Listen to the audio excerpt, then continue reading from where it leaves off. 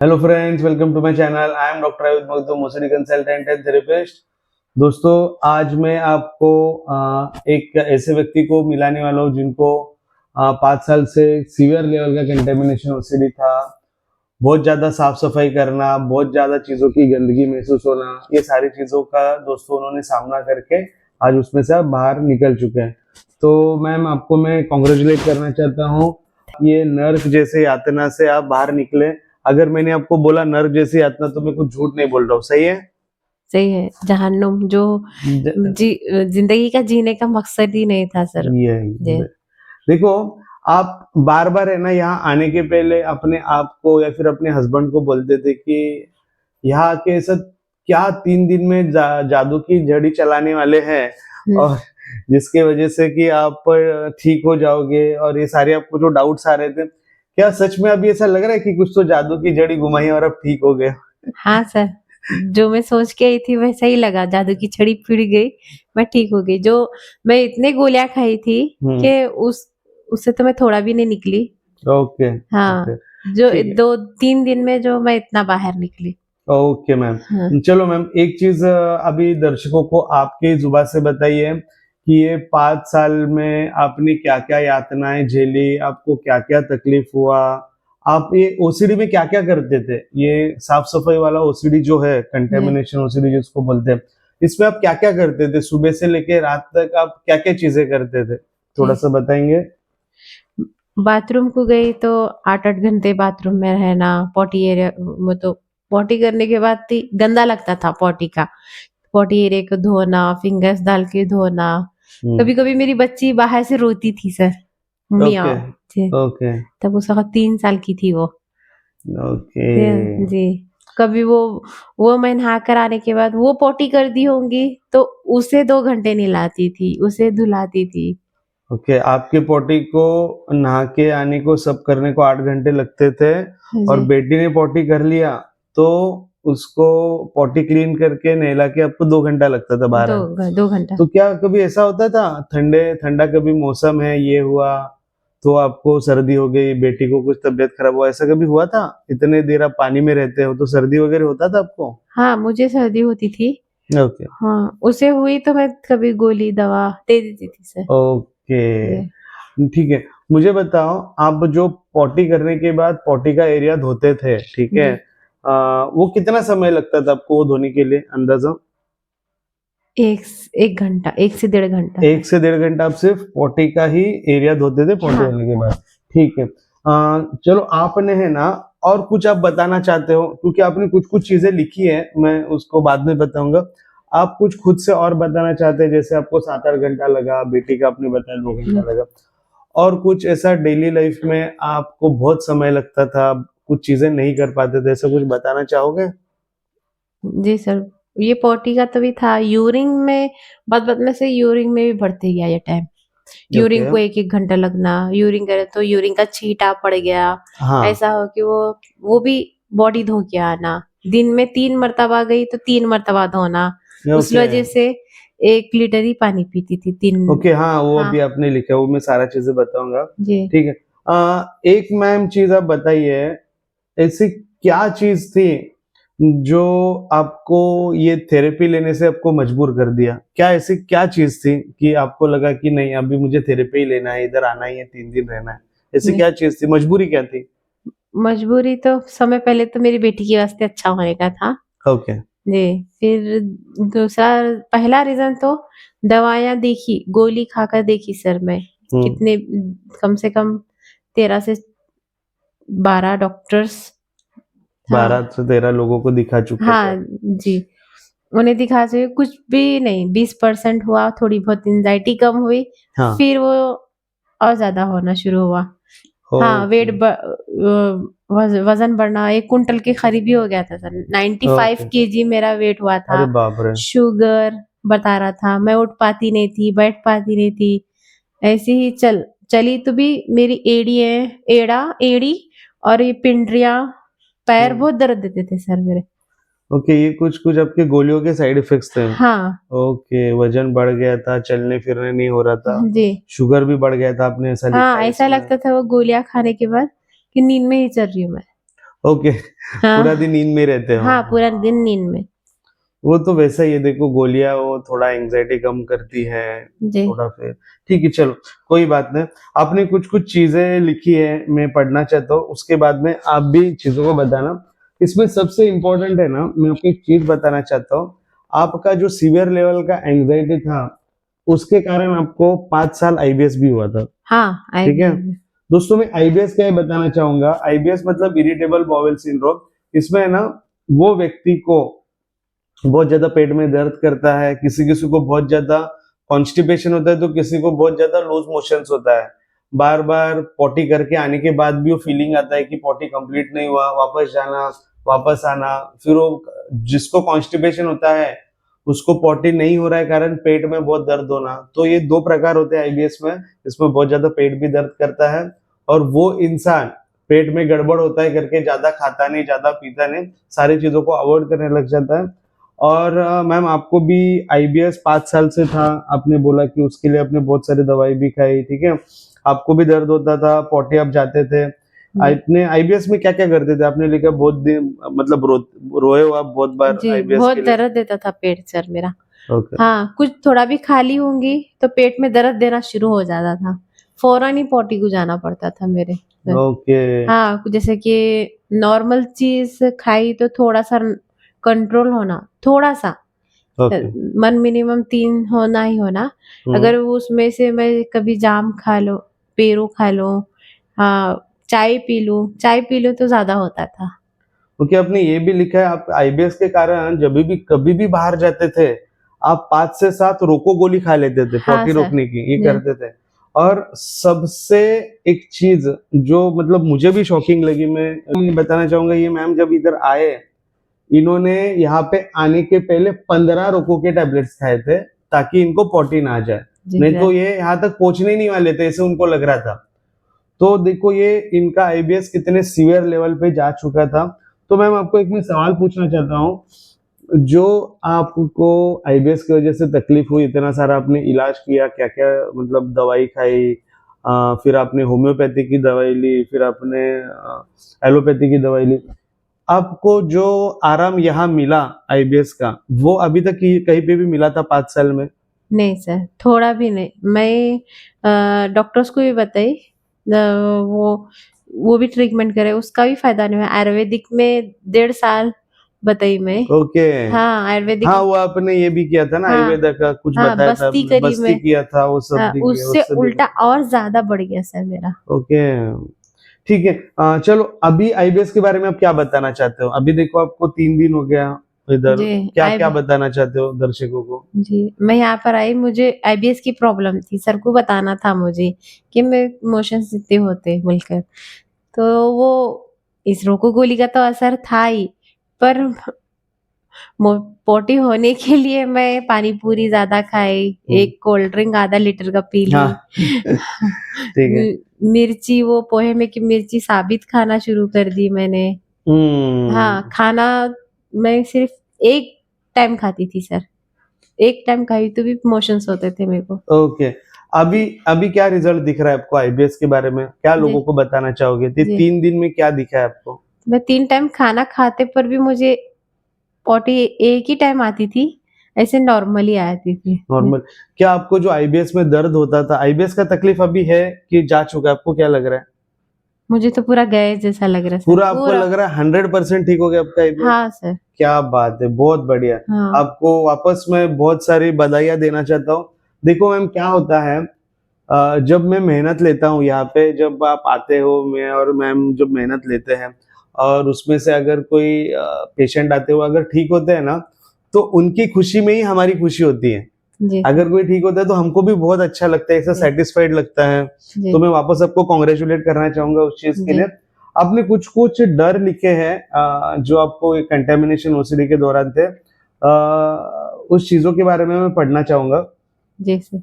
कोई भी चीजों को टच करना, डोर लैच को टच करना, झाड़ू पोछा पकड़ना, ठीक है, बाहर गए तो कीचड़ उड़ना, ठीक है, वॉशरूम में जाना, मार्केट में जाना, सब्जियां खरीदना, अपनी खुद के पॉटी से या फिर खुद के यूरिन से डर लगना, नहाने से डर लगना, ठीक है, रास्ते से कहीं पे भी बाहर जाने से डर लगना, लड़की को स्कूल से लेने जाना या छोड़ने जाना, ये जो सारी चीजों का डर है, आपको क्या लगता है ये सारे डर आप में है या खत्म हो चुके हैं? नहीं सर, पूरे खत्म हो गए।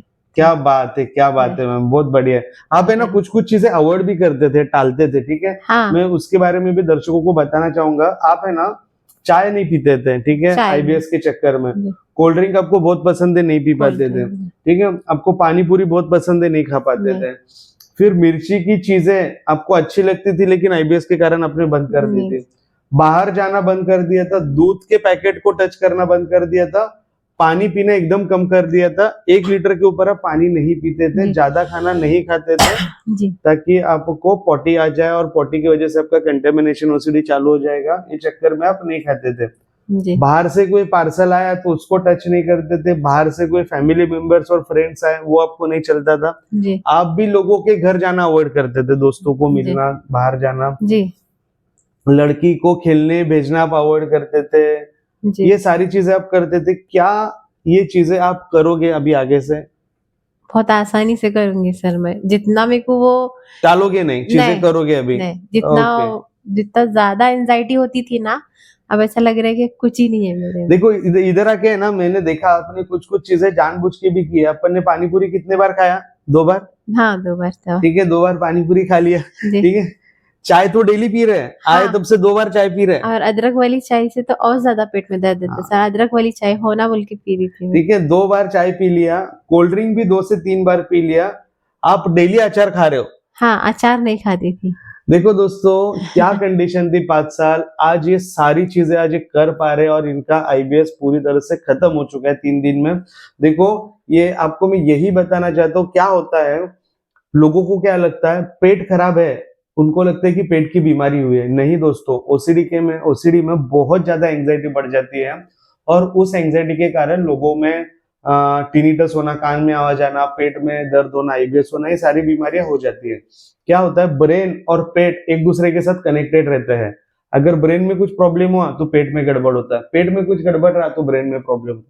तो ये चीजें ना इंटरलिंक्ड है, इसके वजह से ओसीडी के लोगों में आईबीएस होना बहुत ज्यादा कॉमन है।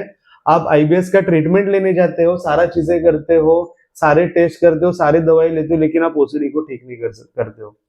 आप ओसीडी को ठीक करो, आईबीएस अपने आप ठीक हो जाएगा। आप एंजाइटी को ठीक करो, आईबीएस अपने आप ठीक हो जाएगा।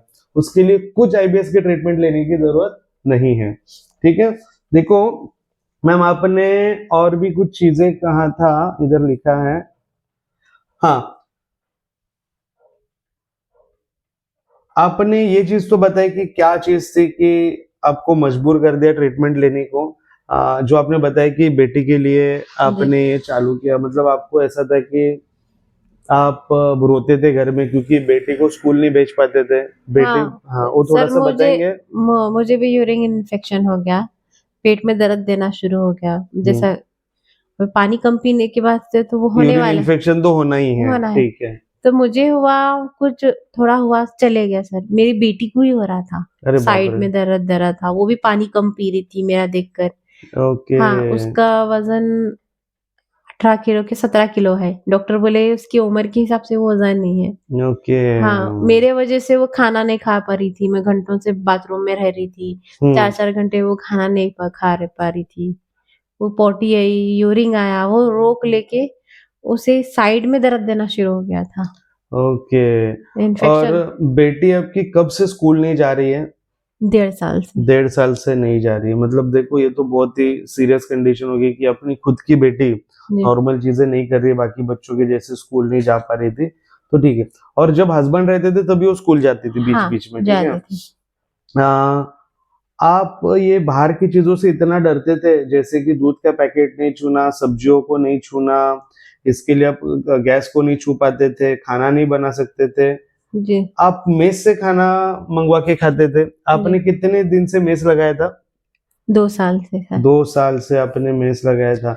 तो क्या आप घर जाके खुद से खाना बनाना चालू करोगे? आपको हाँ, क्या लग रहा है? आसानी से बनाऊंगी सर। आसानी से, वाह वाह, क्या बात कही है, बहुत बढ़िया बात है मैम, ठीक है। चलो, लोगों के ना मैम बहुत ज्यादा डाउट्स आते हैं इधर आने के पहले, ठीक है।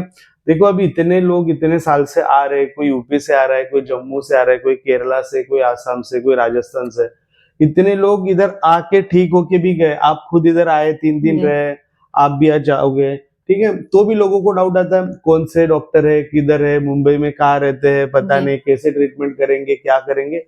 ये सारे डाउट्स है ना लोगों में आते रहते हैं।